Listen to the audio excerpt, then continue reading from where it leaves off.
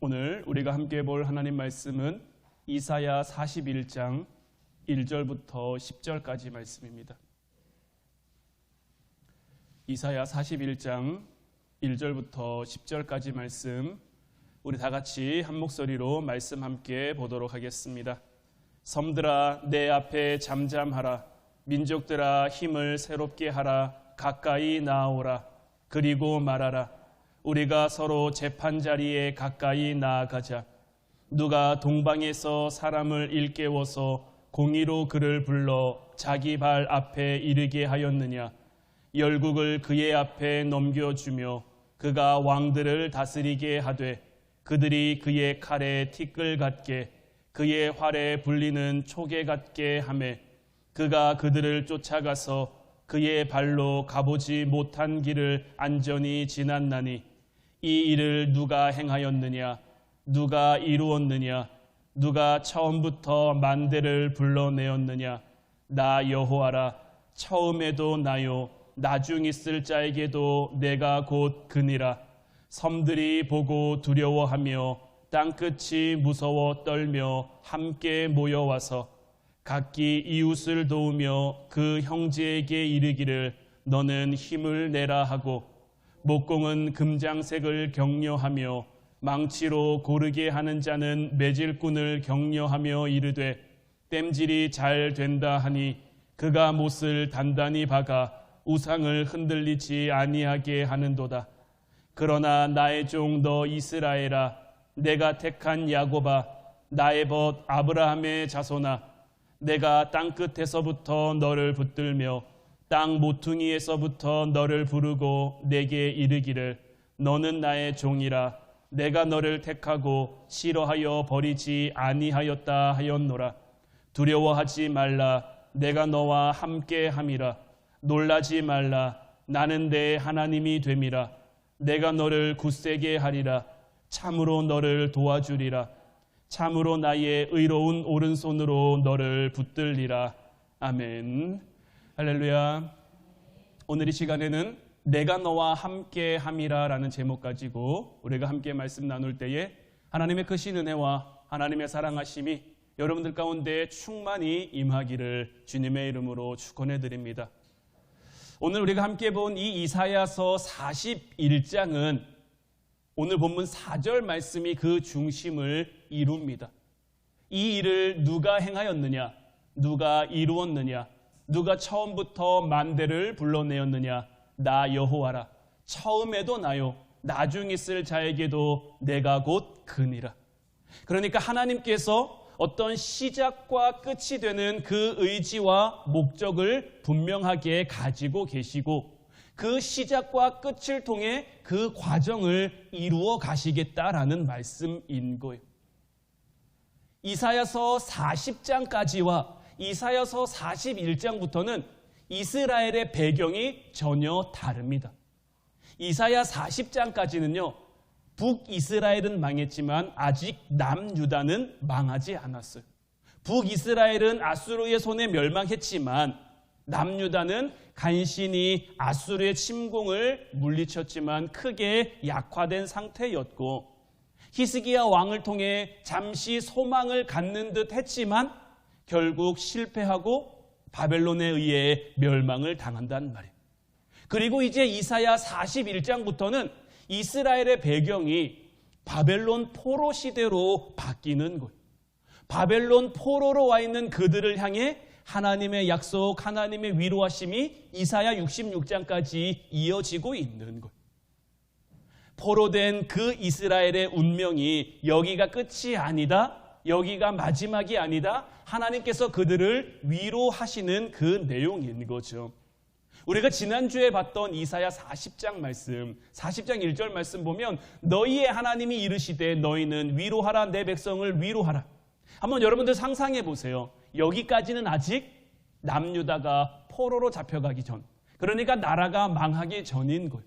그때 하나님께서 그들에게 뭘 말씀하셨냐면 너희는 서로 위로하라는 거예요. 하나님께서 그렇게 말씀하신 거예요. 내가 너희들의 주인이고 내가 지금 이 역사를 이끌어가고 있기 때문에 너희들은 이대로 끝나지 않는다라고 하시면서 하나님이 서로를 향해 위로할 것을 말씀하셨단 말이에요. 그러면서 그들에게 주셨던 말씀이 뭐냐면 외치는 자의 소리여 이르되 너희는 광야에서 여호와의 길을 예비하라. 사막에서 우리 하나님의 대로를 평탄하게 하라. 골짜기마다 도두어지며 산마다 언덕마다 낮아지며 고르지 아니한 곳이 평탄하게 되며 험한 곳이 평지가 될 것이요 여호와의 영광이 나타나고 모든 육체가 그것을 함께 보리라. 이는 여호와의 입이 말씀하셨느니라. 하나님께서는 이 말씀을 통해 너희의 절망이, 너희의 무능이, 너희의 약함이 너희들의 어떤 삶을 만들어가는 것이 아니라 내가 만들어가고 있다. 지금 너희 앞에 놓여있는 그 장애가 됐던 것도 다 내 앞에서 낮아질 것이고 내 앞에서 평탄해질 것이고 너희가 가는 그 길 가운데 디딤돌이 될 것이다. 하나님이 이렇게 말씀하셨단 말이에요. 이사야 40장을 통해 하나님이 이렇게 말씀하셨는데 이사야 41장이 되면서 나라는 망했습니다. 그들은 포로로 바벨론에 잡혀갔습니다. 하나님께서 분명히 위로를 말씀하시고 소망을 말씀하셨는데 남유다가 망했단 말이에요. 그럼 여기에서 우리에게 들 수 있는 그 의문은 무엇입니까? 하나님이 약속하셨어도 하나님이 함께 하신다고 하셨어도 결국 유다는 망한 것 아닌가라는 그러한 의문들이 우리에게서 떠날 수가 없죠. 우리는 늘 고백합니다. 하나님께서 인류 역사의 최종 결정권자이시면서 또 우리를 향해서 성실히 일하시며 우리에게 복 주시기를 원하시는 분인데 왜 남유다 가운데 이스라엘 가운데 이런 일이 생겨야 하는 걸까? 하나님께서 그 나라를 회복하게 하신다 하셨단 말이에요. 하나님이 그 나라를 향해 복되게 하실 거라고 하셨단 말이에요. 마침내 주실 거라면 왜 기다리게 하시는 걸까? 왜 이런 실패의 시간, 왜 이런 혼돈의 시간, 왜 이런 아픔의 시간을 우리 앞에 놓아두어서 우리로 하여금 때로는 좌절을, 때로는 절망을, 때로는 근심과 걱정을 맛보게 하실까? 이사야 40장 이후에 나오는 하나님의 위로와 약속, 이 궁극적인 승리에 대한 말씀들은 다 이스라엘을 향한 것인데 이 이스라엘을 향했다라는 것이 어떤 민족적 구별을 두기 위해서 하나님이 이스라엘이라고 말씀하시는 게 아니에요. 여기서 말하는 이스라엘은 하나님이 약속하시고 하나님이 목적하신 그 대상들을 가리켜 말하는 것. 하나님의 약속을 취할 자, 하나님의 약속을 이룰 자, 하나님의 뜻을 얻을 자를 향해 하나님은 이스라엘이라고 말씀하시는 것. 원래 이스라엘이라는 이름이 언제 처음 등장합니까? 야곱이라는 인물을 통해 처음 등장하죠.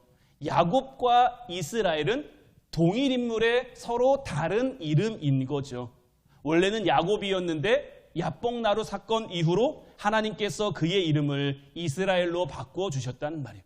그리고 그 이름이 이제 나라가 되고 민족이 되고 국가가 된 거예요. 여러분들 야곱은 어떤 인물입니까? 그는 태어날 때 형의 발 뒤꿈치를 잡고 나왔습니다. 태중에 있을 때부터 두 민족이 싸운다라고 했죠. 그는 왜 형의 발 뒤꿈치를 잡고 나왔을까요? 그때는 장자에게 몰빵입니다. 차남은 없어요. 모든 것을 다 장자가 가져가는 그 시대. 장자가 좀 나눠주면 큰 은혜인 거고 안 줘도 할 수 없는 것이 그 시대였단 말이에요. 차남부터는 아무런 유산도 물려받을 수 없는 그러한 현실이. 야곱은 늘 이게 마음의 불만인 거죠. 그래서 팥죽으로 형 에서를 속여 장자권을 빼앗죠. 또 어머니와 짜고 아버지를 속여서 아버지의 축복, 형이 받아야 될 축복이지만 이 축복 또한 가로챕니다. 야곱은 이런 사람입니다. 야곱이라는 이름으로 소개되는 야곱의 생애는 인간이 자기 힘으로 할 수 있는 모든 노력을 다 기울였음에도 불구하고 결국은 아무것도 얻지 못하는 그러한 모습으로 나타난단 말이에요. 야곱이 형의 장자권을 뺏었습니다. 형이 받아야 될 축복도 뺏었습니다. 그런데 야곱은 그 집에서 평안히 오랫동안 행복하게 장자권 누리며 축복 누리며 살아갑니까? 형이 자기를 죽이려고 하니까 외삼촌 라반의 집으로 도망갈 수밖에 없는 거예요. 외삼촌 라반의 집에 가서도요, 거의 종살이 수준으로 생활을 합니다. 하지만 거기서도 야곱은 야곱이죠. 약삭 빠르게 굴어서 삼촌 라반의 재산을 이렇게 취한단 말이에요. 이에 외사촌들이 야곱을 시기하게 되고 질투하게 되고 이제 거기서도 위기를 느끼자 거기서도 어떻게 합니까? 도망치는 거예요. 그러니까 야곱은요, 축복에 대해 사무치는 어떤 그런 사모함이 있었지만 그것을 얻기 위해서 자기의 노력, 자기의 수단, 자기가 할 수 있는 모든 것들을 다 사용해요. 그리고 그것을 얻기는 얻습니다. 그런데 얻기만 하고 제대로 누리지는 못해요. 뭐 좀 이렇게 괜찮아질만 하면 도망가야 되고 또 도망가야 되고 이게 야곱의 삶이란 말이에요. 외삼촌 라반의 집에서 나왔습니다. 어디 가긴 가야겠는데 야곱이 갈 데가 있습니까? 없습니까? 없단 말이에요. 그래서 결국 어디로 발걸음을 돌립니까? 자기 고향을 향해 발걸음을 돌리는데 고향에는 누가 있죠? 형이 있는 거예요. 형. 야복나루에서 야곱은 굉장한 공포와 굉장한 갈등으로 굉장히 절망 가운데 그 밤을 지새웁니다. 그리고 그때 하나님이 야곱에게 찾아와 주셨죠. 그리고 하나님과 씨름하는데 야곱이 지지 않습니다. 하나님께서 그의 환도뼈를 치고 가려고 하시는데 야곱이 끝까지 붙잡는 거죠. 나를 축복하지 않으면 내가 보내드릴 수 없습니다. 그러자 하나님이 묻습니다. 너의 이름이 무엇이냐? 제 이름은 야곱입니다. 이제 너의 이름을 야곱이라고 하지 말라. 이제는 너를 이스라엘이라고 하라. 이스라엘이라는 이름을 하나님께서 야곱에게 새롭게 주셨는데 이스라엘이라는 이름의 의미는 무엇입니까? 야곱은 하나님과 싸워 이긴 사람이죠. 하나님께서 말씀하셨단 말이에요. 야곱이 하나님과 및 사람들과 더불어 싸워 이겼다라고 말씀하시는데 자, 야곱은 뭘 이긴 걸까요?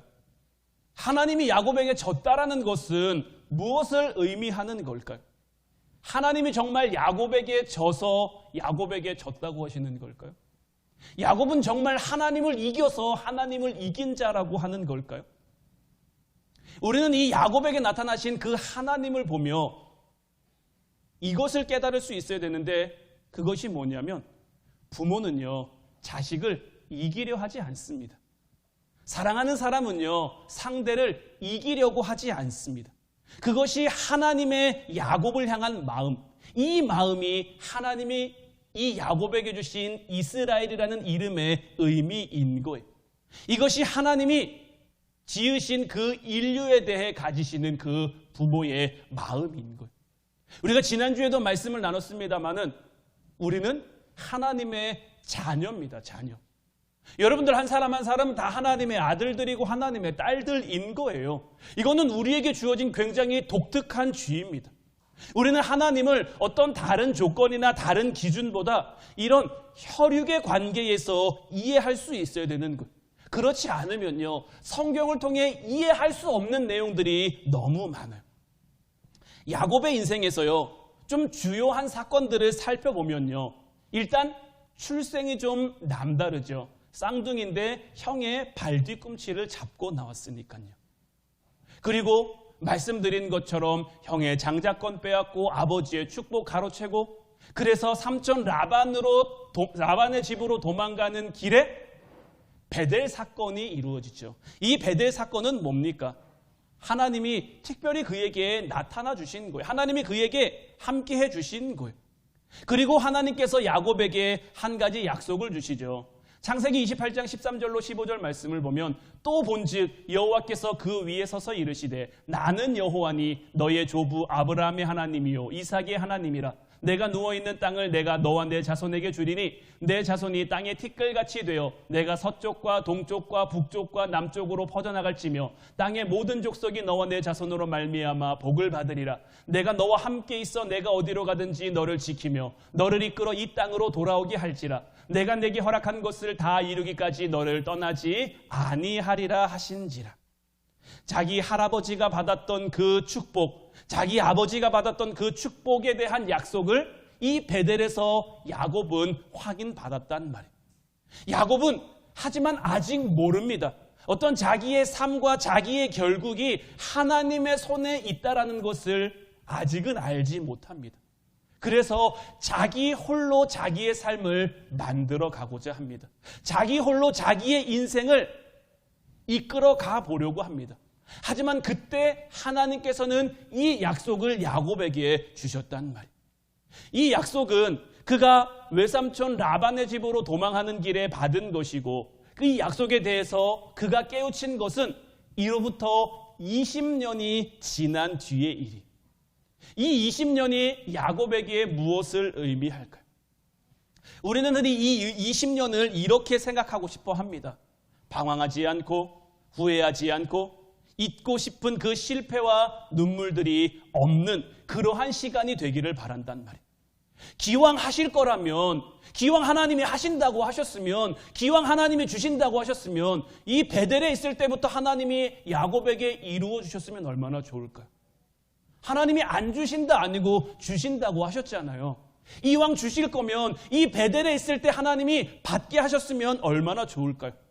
차라리 야곱으로 하여금 둘째로 태어난 그 서름 받지 않고 맏아들로 태어나게 하셨으면 얼마나 좋았을까요? 아니면 차라리 외아들로 태어나서 전부를 독차지하면서 아버지의 사랑 가운데 하나님의 사랑 가운데 베풀고 나누며 그렇게 살아갈 수 있도록 잘 살다가 잘 죽었다 이런 말 듣게 하셨으면 어떻게 보면 야곱의 삶 가운데 그게 훨씬 더 좋은 거 아닐까요? 왜 하나님께서는 이 약속을 야곱에게 주시고 20년이라는 시간이 지나게 하셨는가? 여기에는 굉장히 중요한 이유가 있습니다.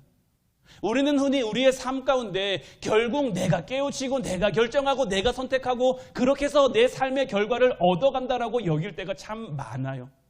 하지만 하나님께서는 그게 아니다라고 말씀하시는 거예요. 물론 야곱의 그 20년이란 삶, 굉장히 치열한 삶이고 열심히 산 삶이고 열정 가득 살아간 삶인 것은 맞습니다. 하지만 그 일의 시작이 누구라는 겁니까?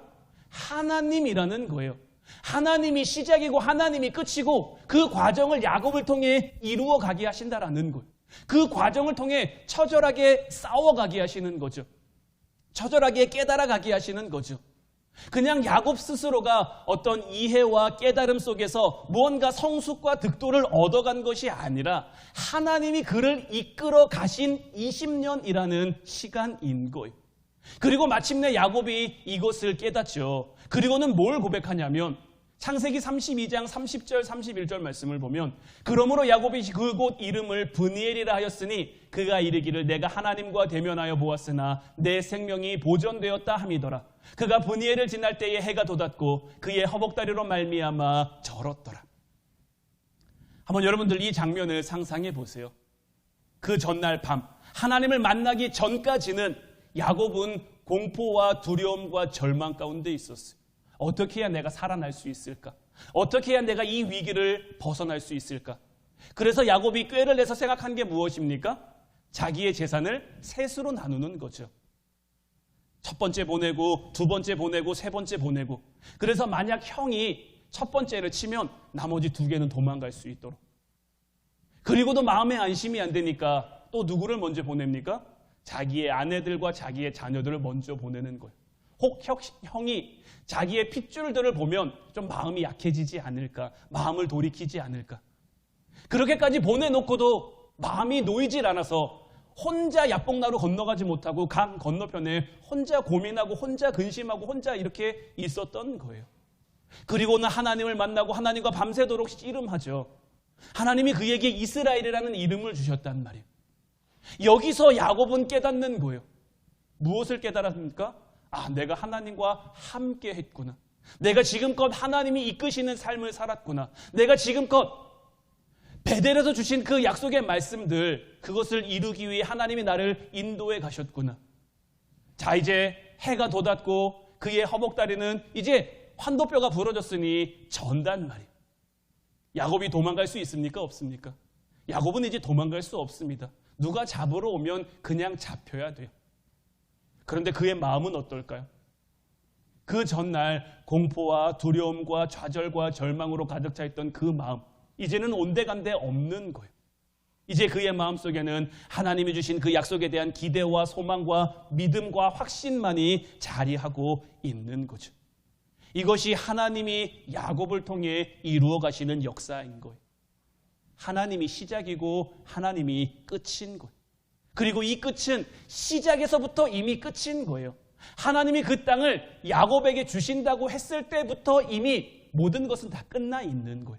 하지만 그 끝을 이루기까지 우리의 삶의 과정이 남아 있는 거죠. 하나님이 가지신 그 목적과 의지를 꺾을 수 있는 것은 아무것도 없는 거예요. 여러분들에게 몇 번씩이나 말씀드렸던 하나님이 저에게 주신 말씀이죠.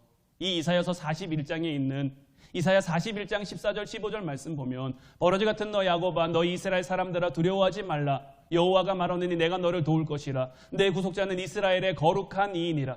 보라 내가 너를 네가 날카로운 새 타작기로 삼으리니 내가 산들을 쳐서 부스러기를 만들 것이며 작은 산들을 겨같이 만들 것이라.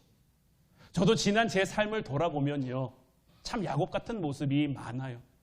저도 야곱처럼 이스라엘처럼 하나님 앞에 좀 이렇게 묻고 싶을 때도 있었어요. 저 모태신앙으로 태어났습니다. 태어나 보니 아버지가 목사님이었어요. 그리고 하나님이 저 결국에 이렇게 이 자리에 세우실 거면 좀 어린 시절부터 좀 이렇게 순탄하게 신앙의 길로, 믿음의 길로, 바른 길로, 온전한 길로 좀 이렇게 우리가 흔히 FM이라고 말할 수 있는 그 길을 밟아서 제가 이 자리에 설 수 있었으면 얼마나 좋았을까. 다른 데 시간 허비하지 않고 다른 데 시간 낭비하지 않고 그저 이 신앙의 길을 똑바로 걸어올 수 있었으면, 아니면 제가 중학교 2학년 때 뭣도 모르고 하나님 전 목회자가 되겠습니다, 하나님의 길을 가겠습니다 이렇게 서원했을 때 그때부터라도 저를 좀 붙들어 주셨으면 얼마나 좋았을까요?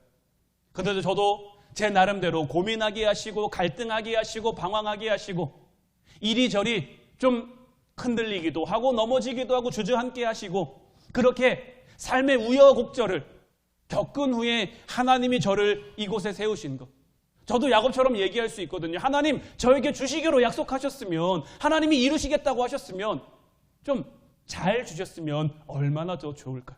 제가 다른 데 방황하지 않고 그 방황하는 시간만큼 제가 기도의 힘을 더 쏟고 말씀의 힘을 더 쏟았으면 제가 조금 더 나은 목회자가 될 수 있지는 않았을까요? 라고 하나님 앞에 고민하고 갈등하던 그런 시간들도 있었거든요. 그러나 우리는 여기서 결코 잊어버리지 말아야 되는 것은 뭐냐면요, 결국 하나님이 저에게 주신 이 약속의 말씀이 있는 거고요, 이 약속의 말씀을 이루어가는 그 과정이 있는 거예요.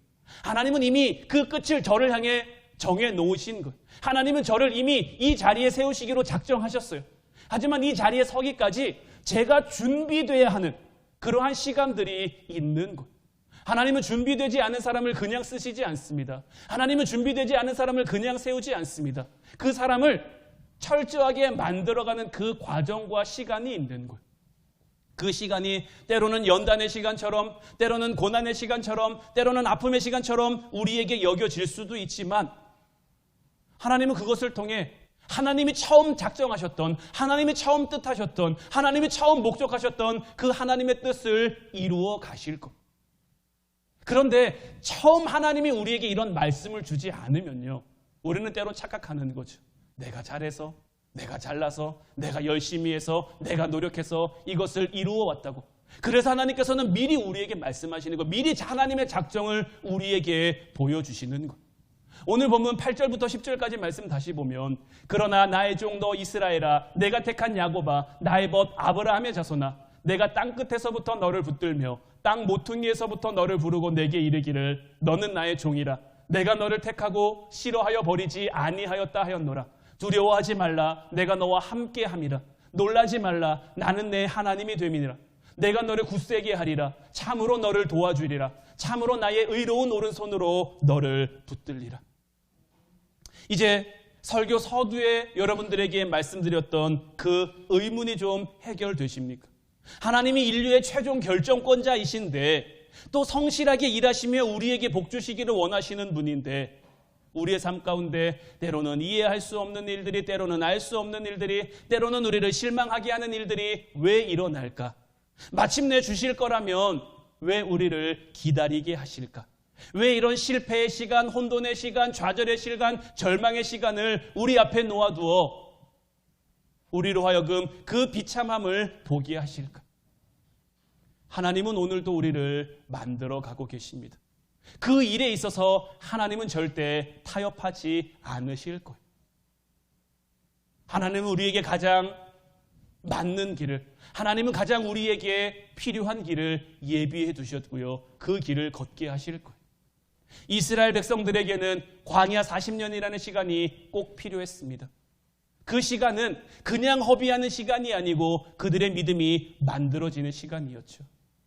예수님의 제자들도요, 예수님과 함께한 그 3년 반의 공생의 시간이 너무나 필요한 시간이었어요. 물론 그 시간들을 볼 때는 이 제자들이 참 예수님의 제자가 맞나 싶은 그러한 모습을 보일 때도 있죠. 철없어 보이고 모자라 보이고 부족해 보이고, 하지만 그 시간들을 통해 하나님 그들을 만드셨고, 그 시간이 끝나고 하나님 손에 붙들리자 그들은 이 세상을 구원할 하나님의 제자, 하나님의 일꾼으로 바뀌어 가는 것.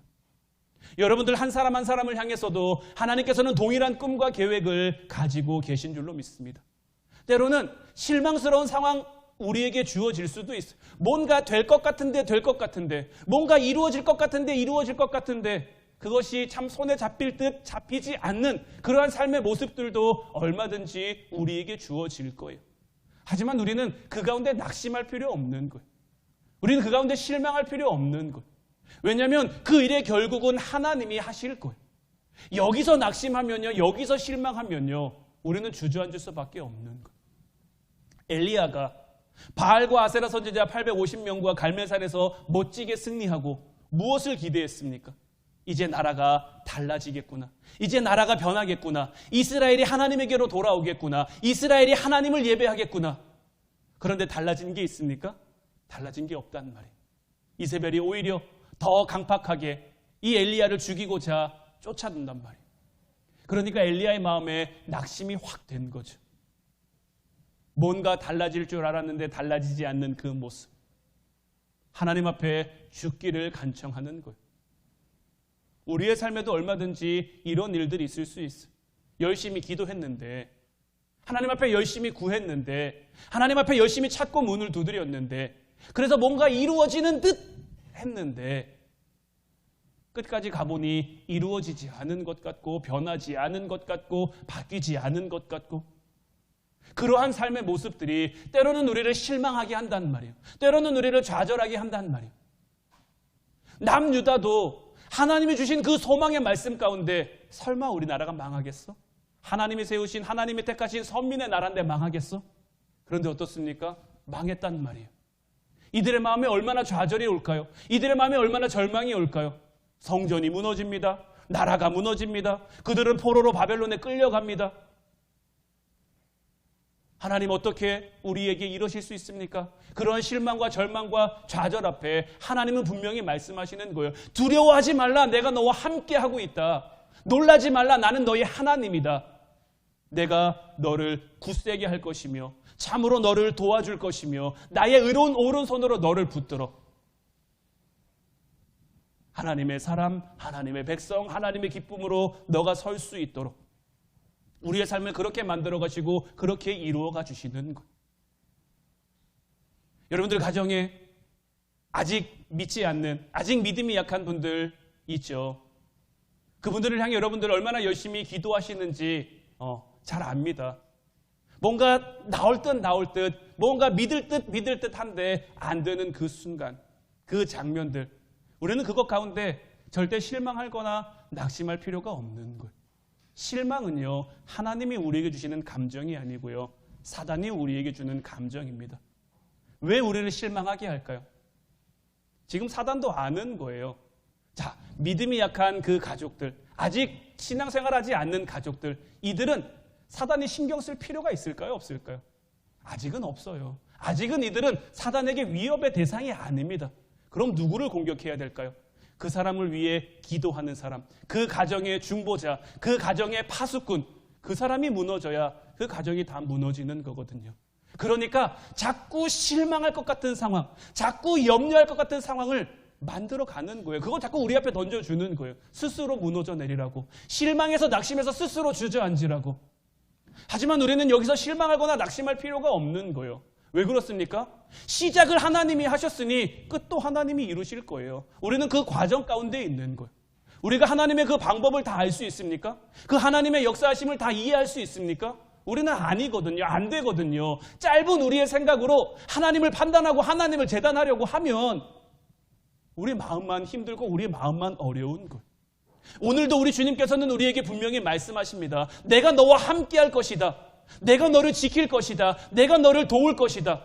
그러니 너는 두려워하지 말고 염려하지 말고 지금 너희가 비록 바벨론의 포로로 잡혀왔지만 여기서 네가 실망하지 않고 좌절하지 않고 두려워하지 않고 하나님의 백성으로 하나님의 자녀로 서가면 내가 너를 붙들어 다시 회복할 것이고 다시 세울 것이고 아브라함에게 약속하셨던 이삭에게 약속하셨던 야곱에게 약속하셨던 그 모든 약속들을 하나님이 이제 너희들을 통해 이루어 가겠다고 말씀을 하시는 것이며 이 약속들은 오늘날 우리에게까지 이어져서 하나님이 우리에게 허락하신 그 삶의 자리에서 하나님이 우리에게 허락하신 그 사람들을 통해서 상황들을 통해서 하나님의 뜻을 만들어가며 하나님의 계획을 이루어 가실 줄로 믿습니다.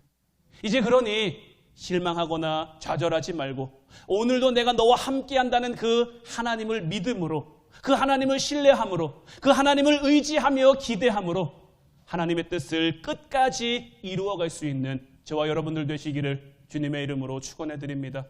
기도하겠습니다.